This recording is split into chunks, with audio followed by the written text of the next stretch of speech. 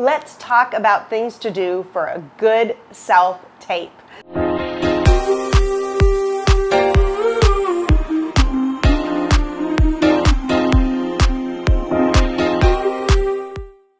I have been in this business so long, I think I remember when we started going to self-tapes.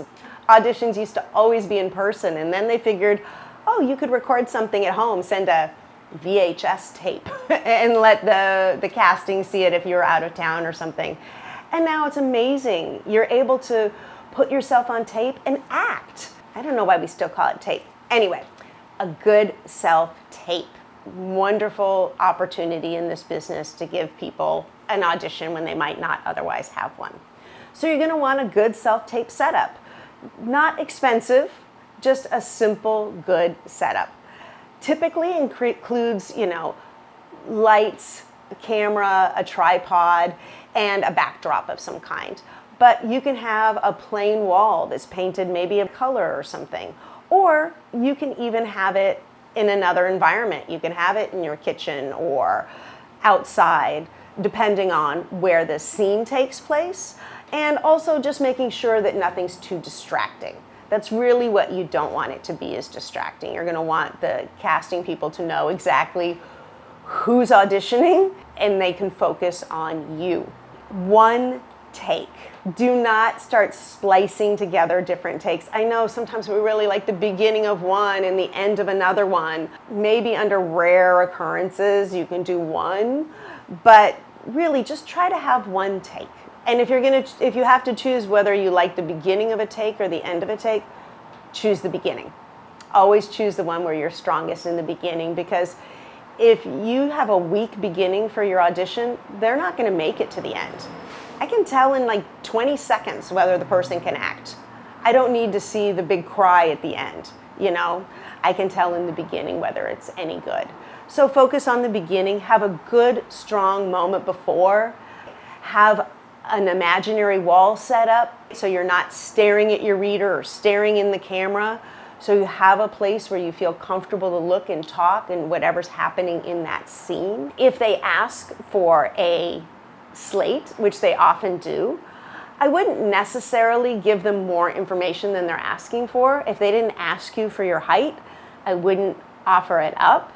I figure it can only hurt you. But if they ask for it, then you need to give it, and you should give it accurately. If they ask for a full body slate, give them a full body slate. They want that for a reason. You can stay relaxed. A lot of people treat it like it's a lineup or a firing squad.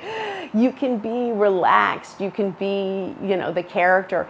If it's a commercial audition, sometimes they want profiles. You got to turn to the side, lift your hair up, do your hands.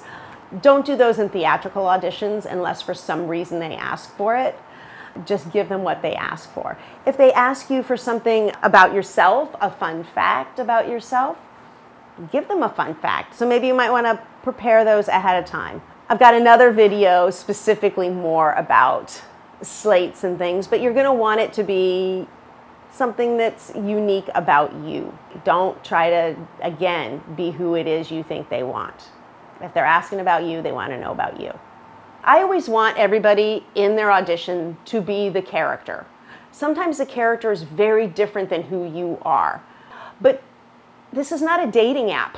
They're not looking to meet new and exciting people. They're looking to cast this role. So come in and have that character. If you want, I still honestly believe most of the time you should slate in character as well, meaning that if your character has an accent, you shouldn't just naturally go back to your voice. You should stay in that character. However, if you think it's important for them to know who you are, maybe there's another role in the script that you think you might be better suited to than the one that you've auditioned for, then maybe you can have a little more of your personality come out in the slate. Maybe you can wear something that you might wear. I always think that if in your audition you're wearing clothes that are covering you up quite a bit, then it might be a good idea to, in the slate, be in maybe a tank top or something that can show what your body looks like, in case they had no idea what you look like with a big bulky coat or overalls or something like that. Doesn't mean anything other than that. Just something where If if you know that this character, for instance, might be, doing something physical and you want them to see that maybe you have a physicality that matches the character. Anytime we can't see something, we think perhaps you're hiding something. So just wearing something where we can see what you look like. That's why they oftentimes want a full body. They just want to make sure that, you don't just look good from here to here. Hey, here to here. You don't want a whole bunch of room above your head. You don't want to go down to your knees.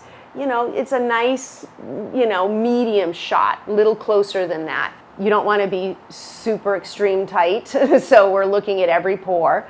So a nice medium shot for you. Not a lot of space all around. And you can feel free to move within your scene. Just come back. If your character takes a step, then step back to the mark. Which again are things that you most often might have to do on set anyways. And of course, the most important thing is to be prepared. To double check, look at any notes that might be in the breakdown. Now, if the breakdown says that you're a confused person and there's nothing in the sides that say you should be confused, I think you should always go to the material that they sent, unless they specifically say, these sides are not what we're doing. Don't talk yourself out of a job, especially if you know that they're looking for something different. Maybe the character's written as all-American football player and you're nothing of what people might suspect an all-American football player is. Don't try to act like that. Do your version of who that character is. They know who they're calling in, and if that's what they want, it's not you. But if they're calling you in, they might want something different. So be prepared, do a good job, enjoy it, even if you're crying and it's painful and all of that. It is your opportunity to work. It's your opportunity to have that part, even if it's for those 5 minutes that you're recording it, or hour, or however long you're taking to do your self-tapes. Nice background, nice beginning, easy peasy. Oh God, I hate easy peasy.